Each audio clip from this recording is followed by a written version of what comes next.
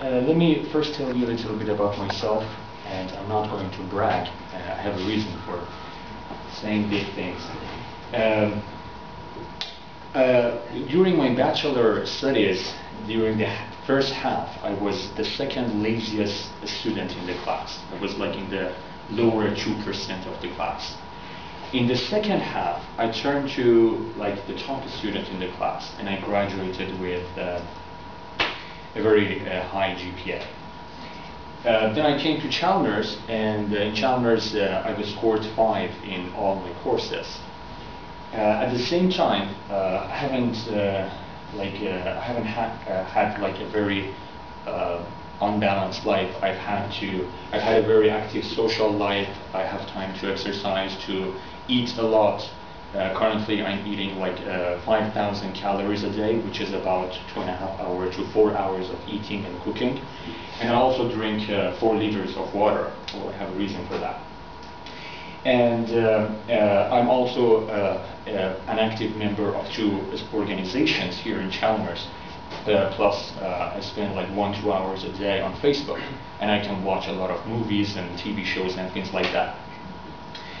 I'm not a genius. I have an average IQ, but I do consider myself an aspiring, productive student.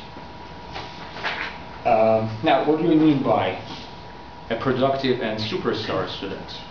I don't mean a bookworm, someone who spends 10, 12, 13 hours a day studying and has an unbalanced life. And I don't mean a course passer, someone who's happy with just passing the courses and doing the labs and getting a 3.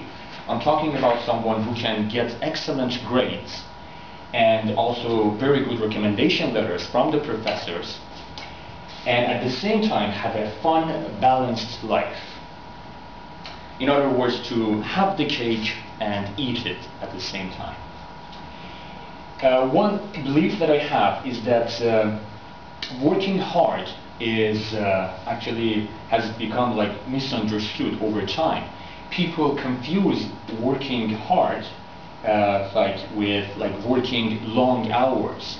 What I believe is that we should first focus on working smart and then focus on working hard after we have identified the smart things to do.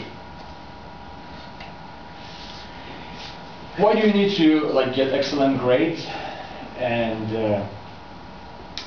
have a balanced life? Obviously, for excellent grades, employers are looking for signs of excellence. This especially holds true for international students, because Swedish students already have a very big commonality with the employers. So if an international student wants to enter this very competitive market, they have to show that they can excel. So one great way to do that is through getting good grades. I've got very interesting offers from major companies here or major universities in Europe without even writing a cover letter. All I do is that I just send my CV and including my grades and my references, and most of the time they reply positively. And of course, you can get very valuable references, which also includes being an active student in the class. It's not just about getting good grades, because, well, the best teacher who doesn't know you and only knows that you have got a 5 in their class is to write in your reference letter, yes, this is a good student and has got a 5, which is not a valuable reference. Everyone knows that. Now, there are 2 major approaches to take. They have some overlapping. One of them is to upgrade your study and research techniques. The other one is something I'm working on, that is the idea of extreme focus. I will first go through the upgrading your study skills or research skills. What happens is that many students just are still using the same old techniques that they have been using 5-6 years ago. And many, especially international students, come to Sweden and or Erasmus students, and it's just a very different style of teaching and education, and they get stuck. They spend tens of hours a week just studying, and so their life becomes miserable in a way. My life was miserable, especially in the first 3 or 4 months of my stay here, although I was getting good grades. Alright, some ideas.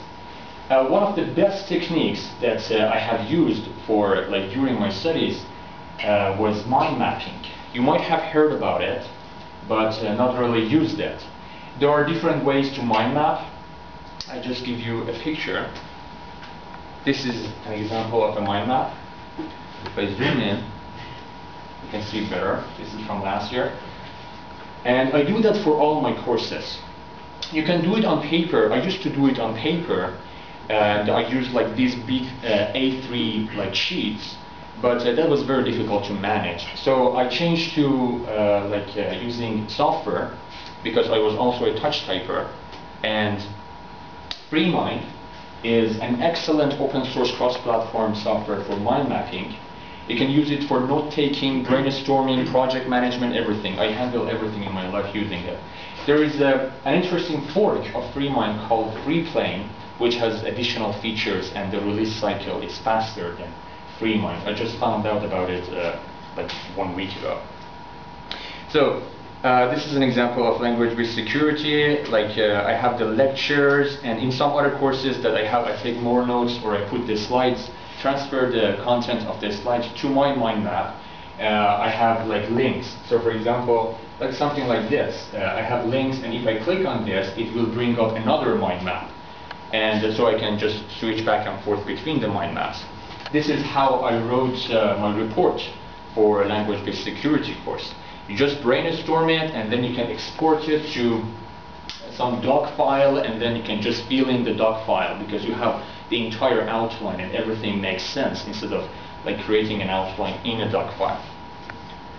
Now you can use cloud, you can use links and everything, and this idea of mind mapping helps you to use both hemispheres of your brain, which is very powerful, and it enhances your memory retention. For research, I'm still pretty new in this area, but there are some good tools. Zotero is a Firefox extension, basically, that helps you to manage papers and bibliography, and take notes, and tag them and link them and things like that.